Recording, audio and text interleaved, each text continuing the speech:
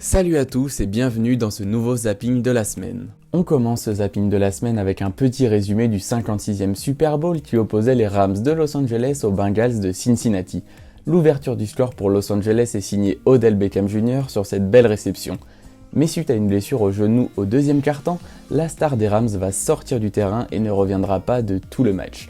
Les deux équipes se quittent alors à la mi-temps sur un score de 13-10 en faveur des Rams. À la reprise du jeu, il ne suffit que de quelques secondes aux Bengals pour inscrire un nouveau touchdown et ainsi prendre l'avantage.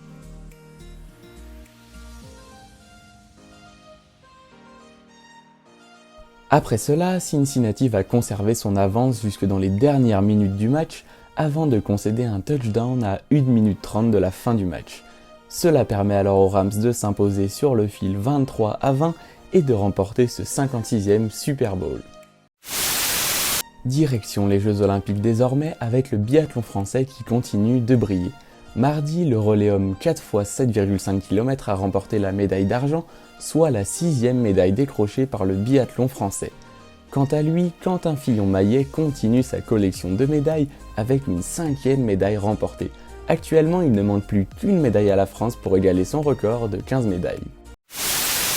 On s'envole maintenant pour les États-Unis avec le Frenchie Nicolas Batum qui a atteint les 10 000 points en carrière.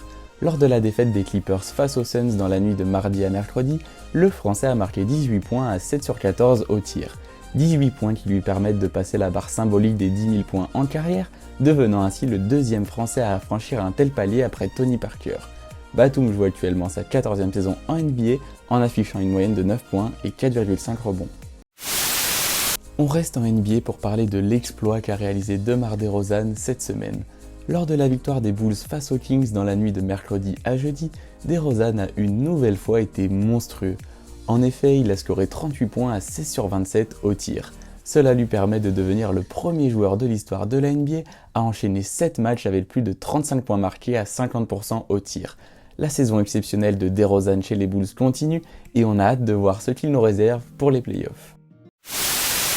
On termine ce zapping de la semaine avec la 5e médaille d'or française aux Jeux Olympiques. Elle n'avait fini que 40e sur l'individuel et 48e sur le sprint et pourtant la biathlète Justine Brézaboucher s'est imposée sur la mass start. Médaillée d'or ce vendredi, la Française a affirmé à l'issue de la course qu'elle ne courait pas après une médaille, ce qui témoigne de l'exploit qu'elle a réalisé. C'est donc la 7e médaille pour le biathlon français qui bat son record datant de 2010.